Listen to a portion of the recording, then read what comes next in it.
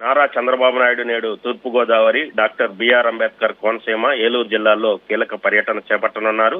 ఈ పర్యటనలో రాష్ట్రానికి అత్యంత కీలకమైనటువంటి 2 సాగునీటి వ్యవస్థ లైన్ ఆర్డర్ కాటన్ బ్యారేజ్ ఆధునీకరణ పనులు, పోలవరం ప్రాజెక్టు పురోగతిని ప్రత్యక్షంగా పరిశీలించనున్నారు. ముఖ్యంగా రైతులకు సాగునీరు, రాష్ట్ర జలవనరుల అభివృద్ధి, వరదల నిర్వహణ వంటి అంశాలపై ప్రభుత్వం ఎంత ప్రాధాన్యతనిస్తుందో ఈ పర్యటన ద్వారా స్పష్టమవుతోంది. ఉదయం ఉండవల్లిలోని తన నివాసం నుంచి హెలికాప్టర్లో బయలుదేరినటువంటి ముఖ్యమంత్రి మొదట డాక్టర్ బిఆర్ అంబేద్కర్ కోనసీమ జిల్లాలోని పిచ్చుకలంక వద్ద ఉన్నటువంటి చారిత్రక సరార్దర్ కాటన్ బ్యారేజ్ చేరుకుంటారు. అక్కడ బ్యారేజీకి చెందినటువంటి 117 క్రస్ట్ గేట్ల మార్పిడి పనులకు శంకుస్థాపన చేసి శిలాఫలకాన్ని ఆవిష్కరిస్తారు. అనంతరం ఇంజనీరింగ్ అధికారులు, సాగునీటి శాఖ ఉన్నతాధికారులతో కలిసి పనుల వివరాలను కూడా తెలుసుకుంటారు.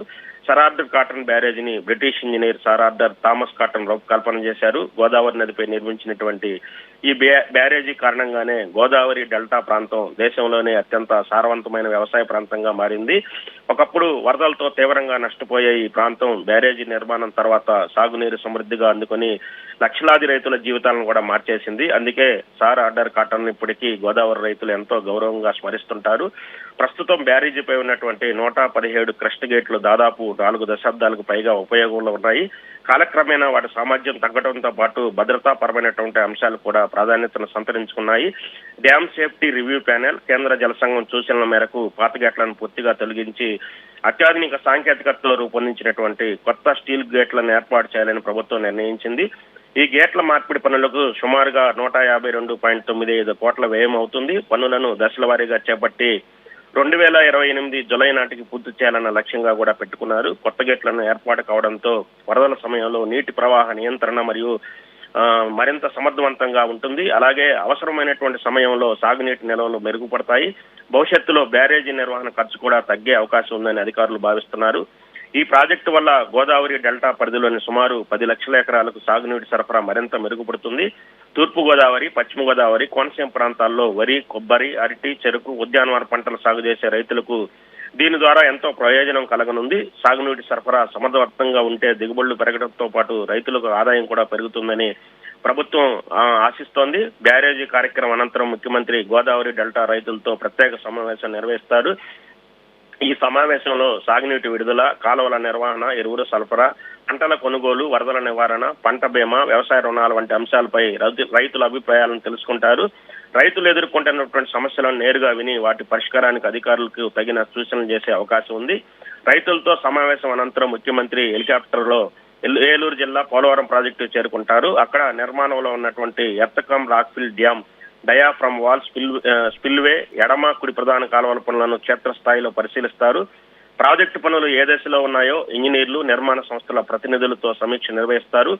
పోలవరం ప్రాజెక్టు ఆంధ్రప్రదేశ్ కు జీవనాడిగా భావించబడుతుంది. జాతీయ ప్రాజెక్టుగా గుర్తింపు పొందినటువంటి ఈ ప్రాజెక్టు పూర్తయితే గోదావరి నది నీటిని కృష్ణానది పరివాహక ప్రాంతానికి మళ్లించడం సాధ్యమవుతుంది. దీనివల్ల ఉత్తరాంధ్ర, గోదావరి, కృష్ణా, గుంటూరు, ప్రకాశం జిల్లాలోని సాగునీటి అవకాశాలు మరింత విస్తరిస్తాయి. తాగునీటి సరఫరా, పారిశ్రామిక అవసరాలు, జల విద్యుత్ ఉత్పత్తి కూడా ఈ ప్రాజెక్టుకు ఎంతో ఉపయోగపడుతుంది. అయితే పోలవరం ప్రాజెక్టు నిర్మాణం ఎన్నో సంవత్సరాలుగా వివిధ కారణాలతో ఆలస్యం అవుతోంది. భూసేకరణ, నిర్వాసితుల పునరావాసం, డయాఫ్రమ్ వాల్ దెబ్బతినడం, వరదల ప్రభావం, నిధుల సమస్యలు, నిర్మాణ మార్పులు వంటి అనేక సవాళ్లను కూడా ఎదుర్కొంటుంది. గతంలో గోదావరి వరదల కారణంగా కొన్ని నిర్మాణాలు దెబ్బతినడంతో మరమ్మతులు చేపట్టాల్సి వచ్చింది. దీంతో ప్రాజెక్టు వ్యయం కూడా పెరిగింది. ప్రస్తుతం రాష్ట్ర ప్రభుత్వం పోలవరాన్ని అత్యంత ప్రాధాన్య ప్రాజెక్టుగా తీసుకుని వేగంగా పూర్తి చేయాలని లక్ష్యంగా పెట్టుకుంది.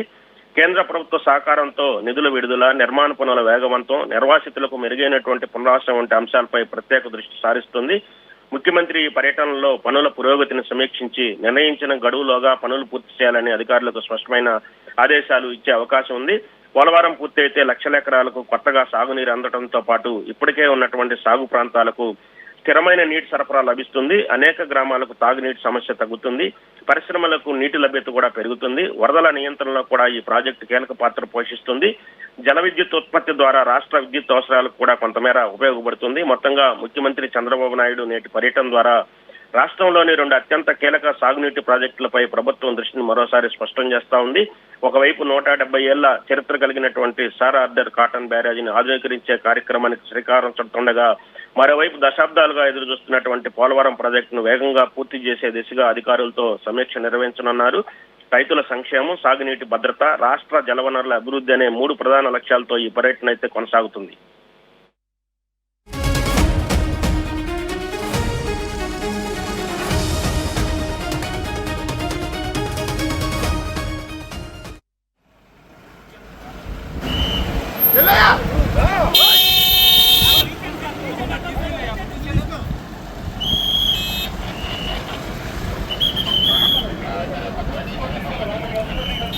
చెప్పండి.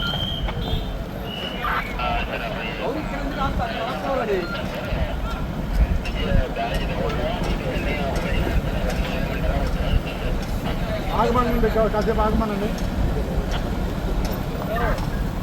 అది ఎవరు అసలు